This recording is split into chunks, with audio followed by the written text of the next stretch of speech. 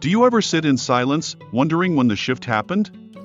When your voice stopped mattering, when your children, once so eager to seek your advice, started speaking over you, dismissing your words as outdated, irrelevant, or worse, annoying? It's one of the most painful truths of growing older.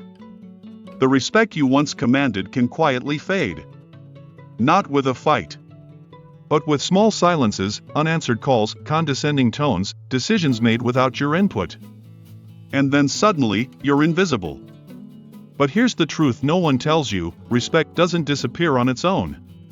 It's given, and it can be taken back. Even after 60. You're not here to be sidelined in your own life. And this message is for every senior who still believes they matter, because you do. Before we continue, if you're finding strength or clarity in these words, consider liking this video and subscribing for more insights on elderly reflections, senior health, and life lessons from the elderly. Every voice deserves to be heard, even after 70. Especially after 70. Now, let's talk about 6 powerful ways to reclaim the respect you deserve. 1. Change the way you communicate, speak less, say more. There's a reason why the elders we admire most often speak slowly and say little. Not because they don't have thoughts, but because they've learned the power of silence. When we talk too much, lecturing, complaining, over-explaining, we become noise. But when we speak thoughtfully, with intention, others lean in to hear us. Eleanor, a 76-year-old widow from Oregon, shared this with me once. I realized my children stopped listening because I always had something to say. When I started choosing my moments, they started asking for my opinion again. Respect isn't demanded. It's earned through restraint. 2. Rebuild your self-worth outside of your children. Your identity is not just mom or dad. It's a mistake many of us make. We pour everything into our children for decades' time, energy, dreams, and then one day, they don't need us like before. And we feel lost. But this chapter of life? It's yours. You're allowed to rediscover who you are. Harold, 81, from Texas, picked up woodworking again after retirement. Not to sell anything. Not to impress his children. But to remind himself of the man he was before fatherhood. When your children see you living with purpose, without needing their approval, they respect you more. Not because you begged for it, but because you stopped. 3. Set clear, calm boundaries, without apology. Disrespect often survives in silence. The moment you start saying, "That's not okay with me," is the moment people begin to shift how they treat you. But boundaries don't need to be angry. They just need to be clear. You can say, "I'd prefer you ask before making decisions about my finances. I don't appreciate being spoken to that way. I'd like to be included in family conversations." You're not being difficult. You're being dignified. Dignity, in old age, is one of your greatest weapons. Use it with grace. 4. Let go of the need to be liked, and focus on being respected. There's a quiet power in choosing respect over popularity. Some seniors try too hard to be liked by their adult children, saying yes when they mean no, tolerating disrespect, avoiding conflict. But what if they liked you less, and respected you more? James, 72, told me this story. My daughter got angry when I stopped babysitting her kids every weekend. She stopped calling for a while. But when she came back, something had changed. She didn't treat me like the family doormat anymore. Respect isn't always instant. But it arrives when you stop sacrificing yourself to keep the peace. Elderly wisdom teaches us, peace that costs your dignity is too expensive. 5.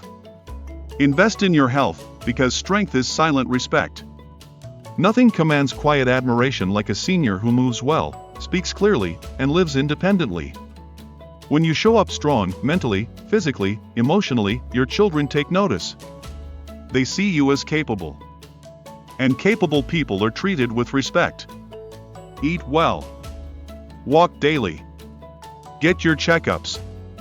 Challenge your mind with books, music, or even puzzles. You don't need to say, "Treat me better." Your vitality will say it for you. 6. Start living as if you're not waiting for their approval anymore. Here's a hard truth: you don't need their permission to live fully. You don't need to wait for their next visit to feel valuable. You don't need to prove that you're still relevant. You are relevant because you're still here, breathing, learning, growing, inspiring others in ways you don't even realize. Your life after 60 still has meaning. You're not in your final act. You're in your wisest one. And when your children see that you are no longer asking for respect, but living like someone who already deserves it, they'll either rise to meet your strength, or they'll fade into their own noise. Either way, you'll stand tall. Because the most powerful form of elderly motivation is the quiet decision to live with dignity, even if no one's watching. So what happens next, after you stop asking for respect, and start acting like someone who already deserves it? That's where the true transformation begins. Not just in how your children treat you, but in how you see yourself. Because for many seniors, the battle isn't just external. It's internal. It's the quiet fear that maybe you've already passed your peak, that you're no longer needed. That the world has moved on, and your voice no longer matters. But nothing could be further from the truth. Let's keep going. There's more to reclaim than just respect. There's also peace. There's dignity. There's you. 7. Redefine what being needed means. Most of us spent decades being the center of everything. The cook, the driver, the fixer, the counselor, the comforter. Then one day, that phone rings less. No one asks for your advice. And a cruel thought creeps in. Maybe they don't need me anymore. But what if they shouldn't need you? What if your job is done, and that's the gift? Being needed is exhausting. Being valued is empowering. Elderly wisdom teaches us that your presence, your story, your peace, is more important now than your usefulness. Let your presence be your power. You are not a utility. You are a lighthouse. 8. Stop rescuing your adult children from their own lives. This one's hard. Especially if you're the kind of parent who always shows up, with your wallet open, your car keys ready, your heart on the line. But the truth is, every time you bail them out, they respect you a little less. Respect grows in space, in struggle, in watching someone hold their ground instead of always bending. Estelle, 69, shared this. I always gave my son money. I thought I was helping. But he started expecting it. When I said no the first time, he got angry. But over time, something shifted. He started figuring things out on his own. And I stopped feeling like an ATM. Love doesn't always mean rescue. Sometimes it means saying, I believe in your ability to figure this out. And walking away with peace. 9. Build a life that doesn't revolve around their visits. One of the quietest tragedies of growing older is building your whole week around someone else's schedule. Waiting by the phone. Cooking just in case. Looking out the window, only to watch the weekend pass, alone. But what if their absence was your invitation to rediscover your life? There's a retired teacher in Colorado, Mr. Henry, 77. His kids rarely visit. So he joined a book club. Started walking every morning with 2 neighbors. Began mentoring younger men at his local church. He told me, my children think I sit here waiting for them. I love them, but I don't wait anymore. My life is too full for that. Let that be you.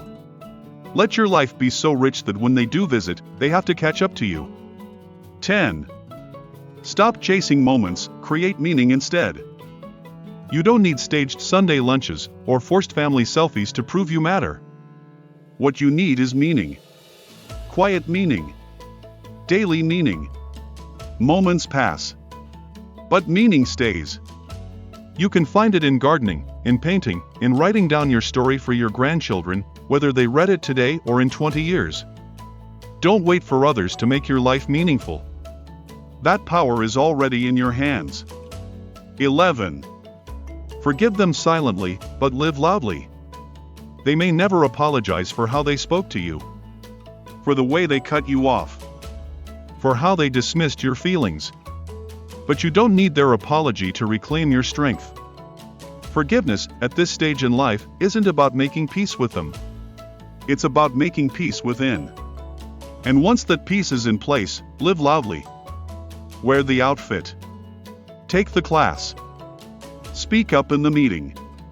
Laugh with your whole chest. Show the world, show yourself, that you're still here.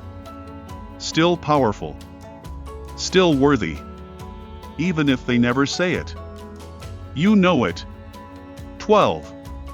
Remember who raised them. You raised children who can now speak, decide, build, and live.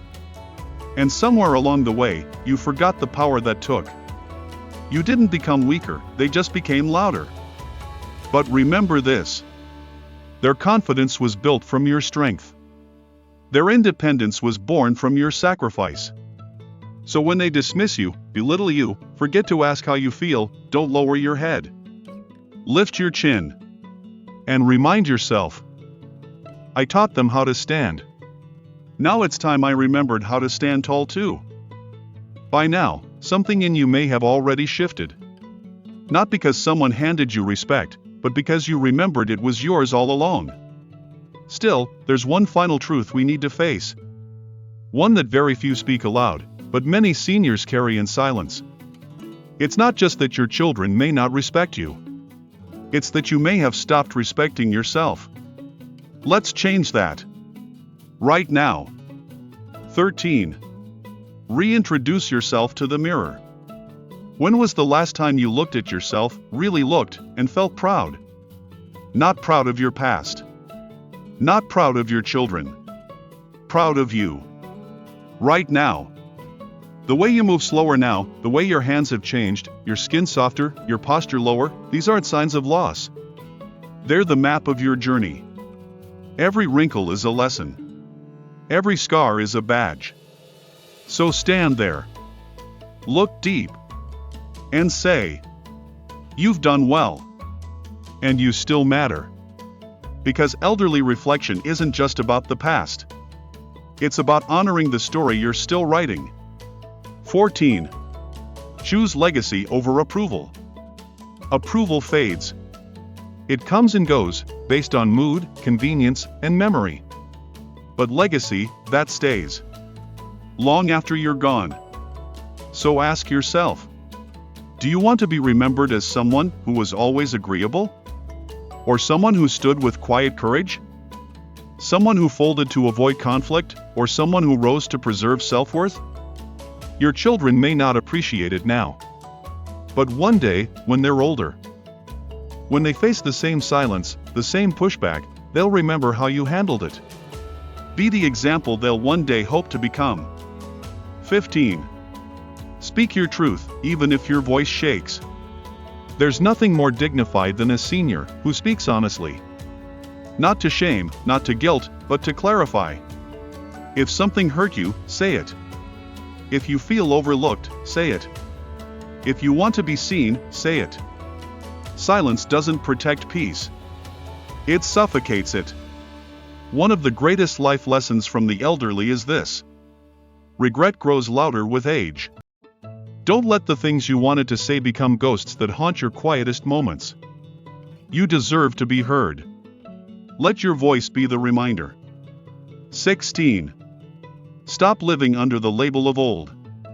You're not just the elderly. You are experienced. You are seasoned.